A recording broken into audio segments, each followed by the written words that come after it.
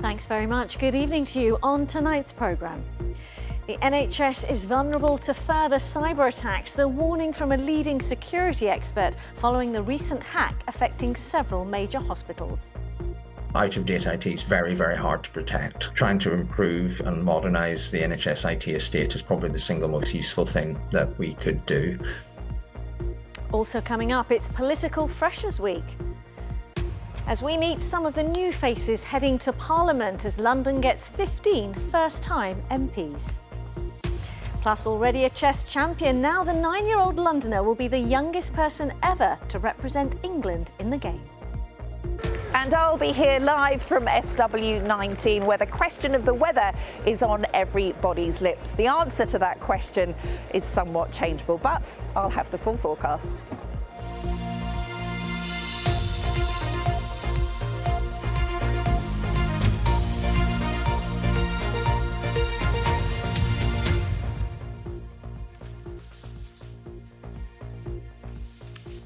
Hello and a very warm welcome.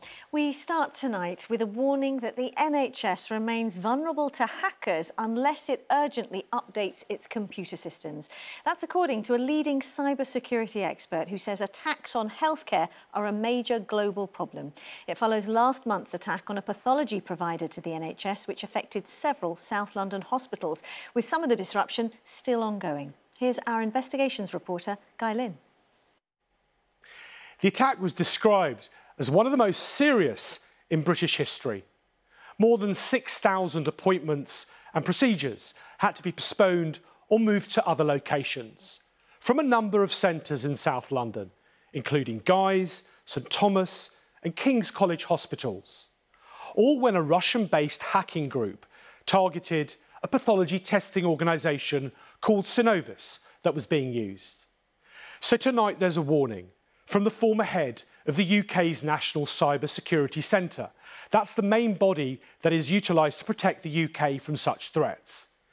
Unless the NHS separately sorts out some of its dated computer systems, the warning is that there may be more attacks.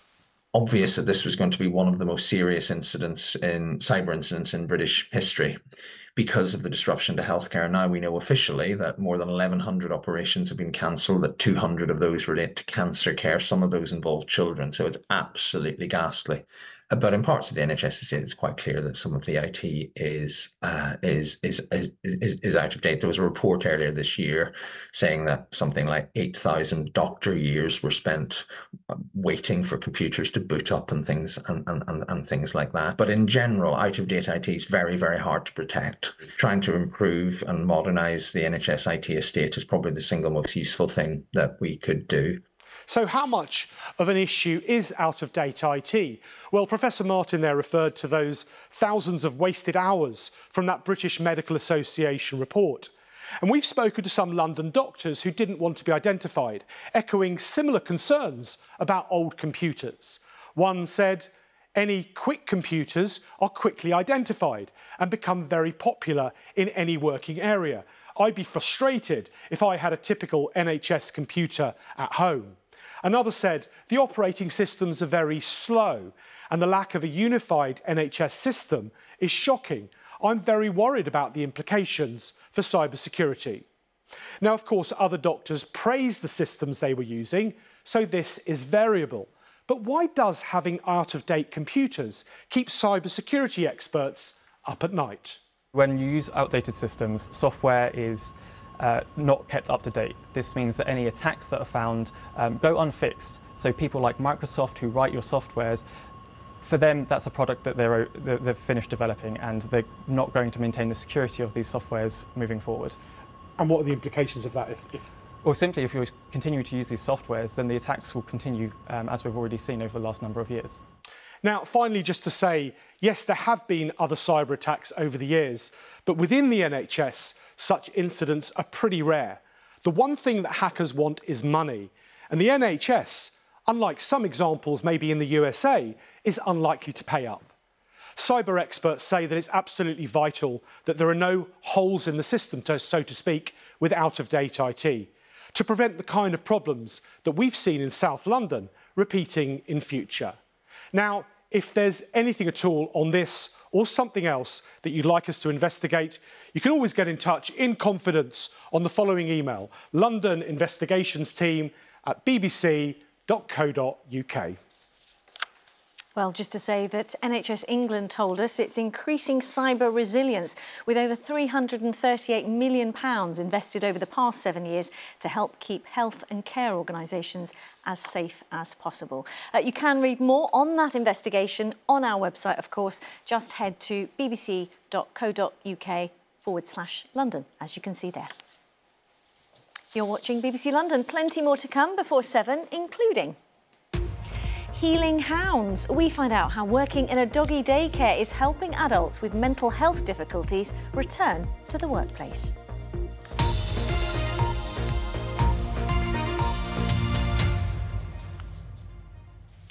Now, after a Labour landslide on Friday, it's been a whirlwind weekend in the world of politics. The new Prime Minister, Sir Keir Starmer, has been appointing his top team and making more junior cabinet appointments this morning.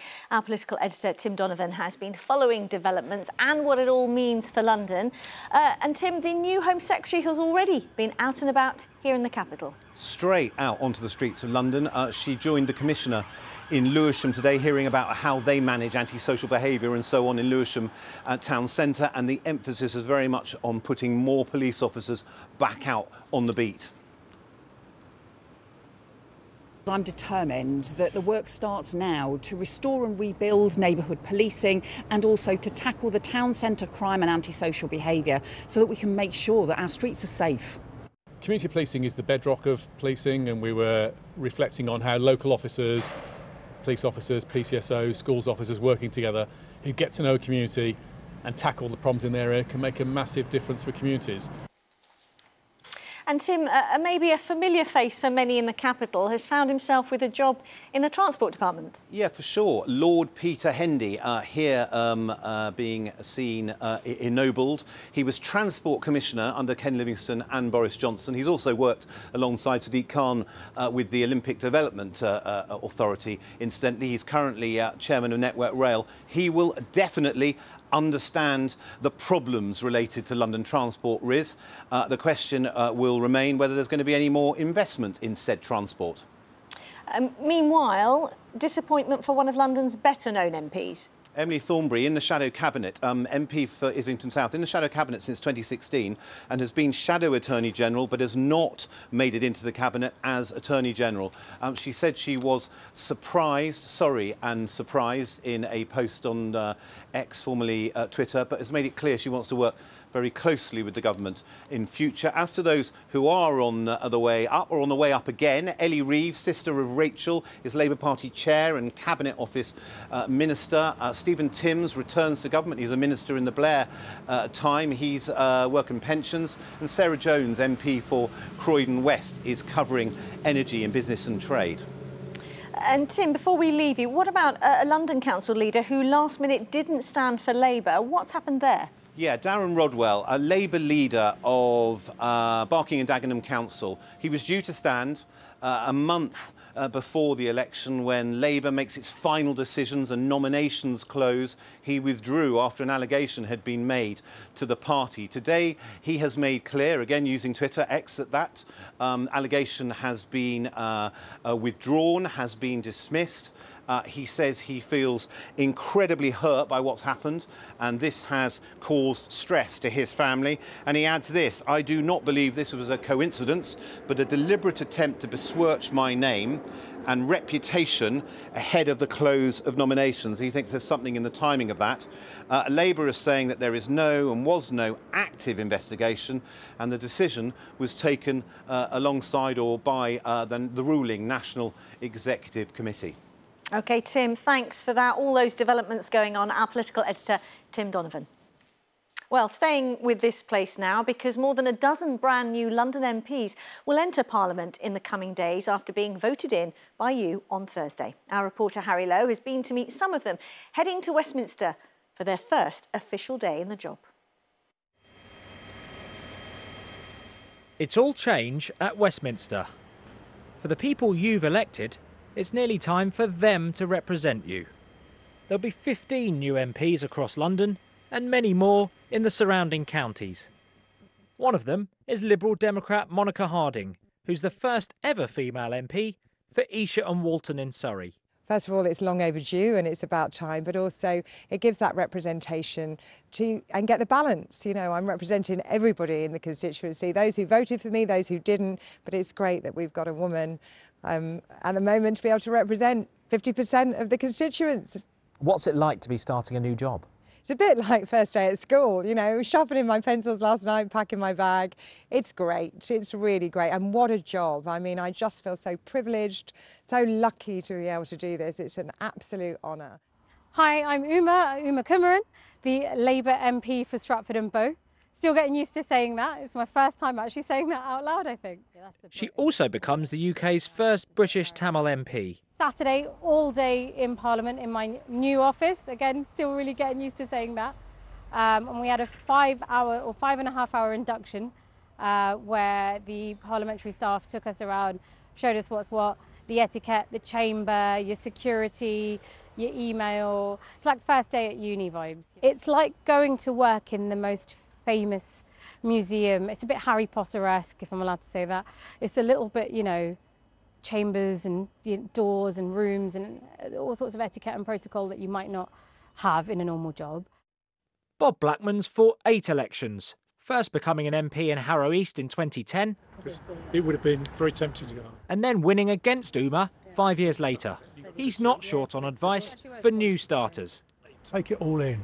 Take your time. Don't do something stupid. Don't try and be all things to all people straight away.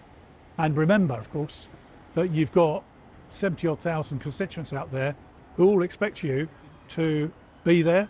When you start, you get issued a laptop, you don't have a desk, you don't have an office, you don't have any staff, and you get inundated with emails. And if you don't get on top of your emails from the word go, you'll never actually get to the bottom of the email pile, as it were, during your term of office. Just one day to go until members start being sworn in. Harry Lowe, BBC London. Now, in other news, campaigners who were spied on by undercover Met police officers say there is still much more they want to know about what information was held on them and who was behind it. The latest stage of the long-running inquiry is now underway, examining the tactics used, which include deceiving women into sexual relationships. Our Home Affairs correspondent Sonia Jessup is here. Sonia, first, just give us a recap of what has happened so far. Well, this inquiry is huge. It was set up in 2015. It's cost more than £60 million so far. And it's looking at very serious allegations of systematic abuses in 2 undercover policing units, including the Met's Special Demonstrations Squad. That unit was tasked with infiltrating a range of groups, mostly left-wing political groups and other organisations. And last summer, a report for the inquiry found that the use of tactics from the 60s onwards was not justified and that the squad should have been disbanded early on. Now, those tactics included things like using the names of dead children as cover identities for officers and deceiving women into sexual relationships. And it found many of the groups that were infiltrated were not a risk. Now, this second part of the inquiry is getting underway. It's going to look at the period between 1983 to 92. And this morning there was a protest outside by campaigners who have been spied on, and they raised a number of concerns and questions going forward. We've only got this because we have fought and campaigned for it. For many years we were hit with a wall of silence, and there's still a lot of secrecy. We want our files, we want the cover names, we want to know what the police are up to now, what undercover units currently exist, are we still being spied on, and we want heads to roll for what has taken place. So, Sonia, what is the Met saying? Well, the Met says that undercover policing has undergone radical reform over the years. It says it's committed to being as transparent as possible. Now, last week, an apology was read out on behalf of the Met to the inquiry, which included saying it was particularly indefensible that many of the anti-racism groups that were infiltrated were set up to monitor the way the Met was policing Black and Asian communities. It also apologised to the women affected, and also it said for the wider culture of sexism and misogyny which allowed it to happen. Now, there's a lot more evidence still to be heard. The inquiry is expected to continue over the next couple of years. OK, with the latest there, Sonia, many thanks indeed. Let's take a brief look now at some of the other stories in and around the capital. Police are appealing for witnesses after a father of two was stabbed to death in broad daylight on Saturday afternoon in East London. Josh McKay was attacked on Lee Bridge Road in Walthamstow. A 38-year-old woman has been arrested on suspicion of assisting an offender and remains in custody. People were evacuated and one person had to be decontaminated after an ammonia gas leak at an industrial unit in Stevenage this morning. Emergency crews were called to Cockerell Close at 7 o'clock and managed to contain the leak. And in Formula One, Hertfordshire's Lewis Hamilton said it was an emotional end to the race after winning the British Grand Prix at Silverstone for a record-extending 9th time yesterday. It was his first F1 victory since Saudi Arabia in 2021. Next, the family of a teenager who drowned after jumping from a bridge over the Thames during a heatwave has been supporting a scheme run by London Fire Brigade to teach young people about the risks of swimming in dangerous waters. It's almost 2 years since the 14-year-old went to the river with friends, but never came home. Lakshmi Gopal reports from Twickenham. It may look like fun and games, but the aim is deadly serious. Stop losing young lives to drowning. These pupils are from the same school as Brian Sassu, a 14-year-old who died while swimming with friends in the Thames. Brian was really energetic, it was really fun. He always brought a smile on my face and everyone around him. He was just a really kind and loving person. It was a shock. Because on that fatal day in the morning, we talk about, oh, Dad, I'm going to school. I'll be back in the afternoon. But Brian drowned after jumping into the water at Tags Island in Richmond, the borough with the longest stretch of the Thames and the most river-related deaths in London. I'm going to show you a little bit of how the different currents affect it in the River Thames. Now, London's first fire station water safety hub in Twickenham offers life-saving education with new equipment. A tank with a hydraulic flume shows how a river behaves and a clearer picture of the risks. And now you can see the person's actually caught up in the current. You shouldn't jump in even if you're a very good swimmer, because you can get a cold shock water and then you can drown, but you have to turn into a starfish and head up. There was some things that I wasn't thinking about as much that I know now are quite dangerous. Like what? So the tide, the current, and how strong it can be. I've learned that you need to be more precautious while taking risks on the river and any other water, and you have to be more safe when you're swimming. So the stretch of Thames around here may look very inviting, but it has inherent dangers inside it.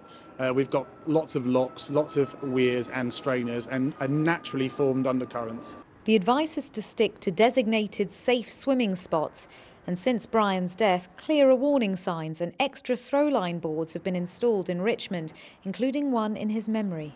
Being able to prevent this from happening to any other family or child makes us feel better, and we feel as if our grief is slowly being lifted up from us. A family mourning a son and a brother and hoping more children's lives can be saved in the future. Lakshmi Gopal, BBC London.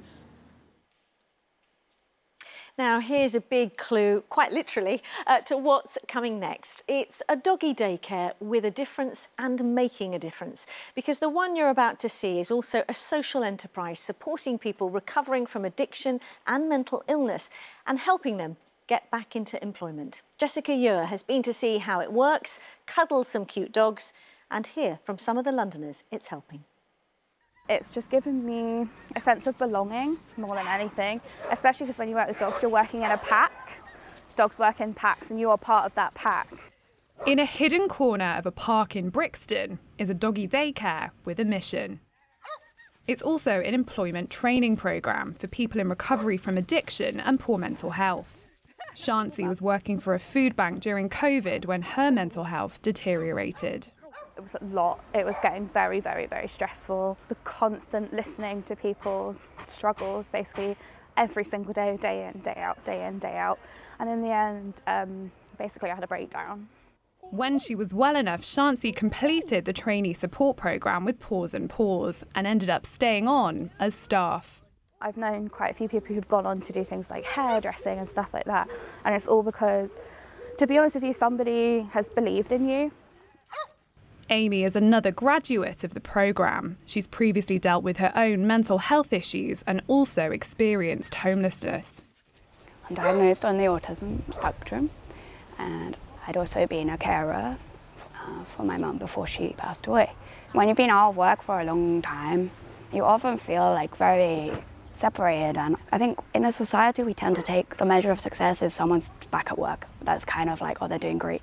It's very hard then to go from being a sort of service user within services to suddenly like just going back to fire.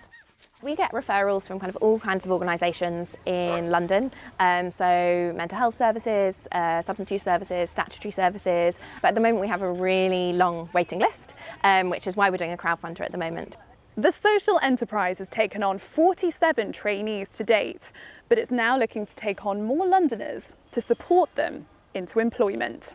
Jessica Yore, BBC London. Such cute factor.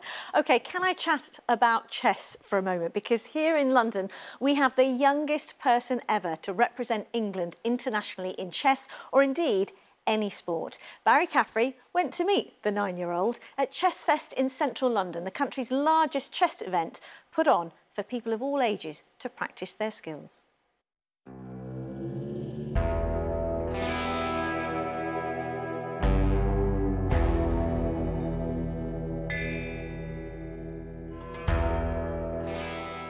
Can I use any of these for my first move? Yeah. Meet 9-year-old Bodhana Sivanandan from Harrow. She will join the England women's team at the Chess Olympiad in Hungary later this year. When it was 2020, it was COVID, so one of my dad's friends was going back to India, and he had a few toys and books, and he gave them to us. And in one of the bags, I saw a chessboard, and I was interested in the pieces. And so I wanted to use the pieces as toys.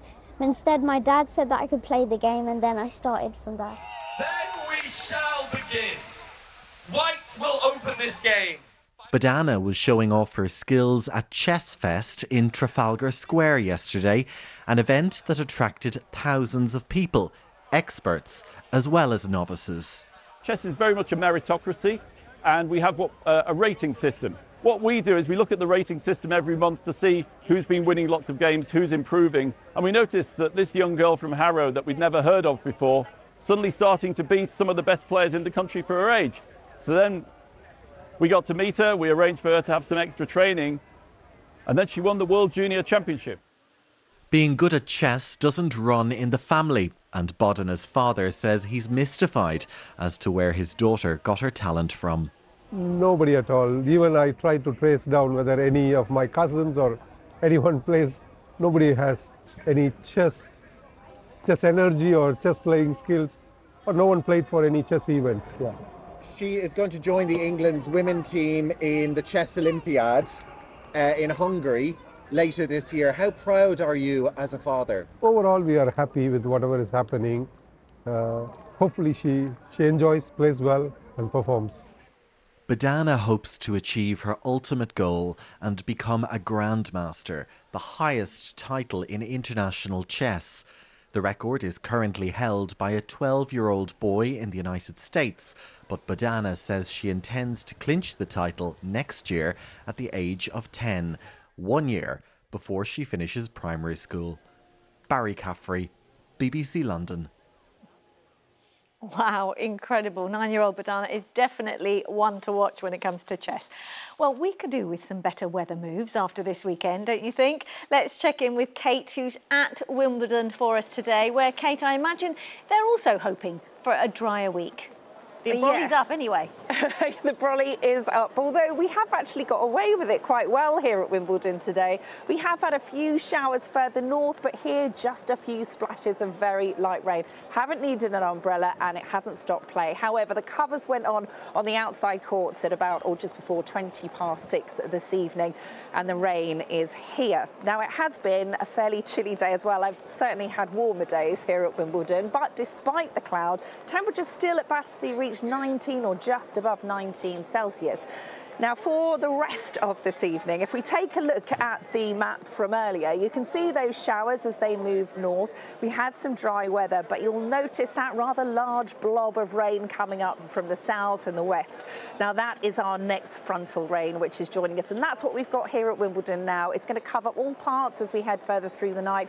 It's going to turn heavy and more persistent as well, but it is going to slowly start to lift through the early hours. The minimum temperature, mild, 12 to 14 Celsius, the minimum. It's actually dragging in as it clears some more humid air. So it's going to get quite humid, sticky as we head through the night and into tomorrow. Now, there's still a few spells of rain in the morning, fairly light and patchy. Then some showers coming up from the south as we head through the afternoon. The temperature tomorrow, though, getting up to around 19 Celsius. It could feel quite sticky as we head further through the day. Now, overnight Tuesday and into Wednesday, still could get some showers, at least at first. There's still quite a lot of cloud around overnight on Tuesday, but again, it's going to be warm. The minimum temperature in central London not dropping much below 15 Celsius, so could be quite uncomfortable for sleeping. Now, as we head into Wednesday morning, starting off, as you can see in the southeast, there is a little bit of cloud around. However, that cloud will start to melt away as we head through the day.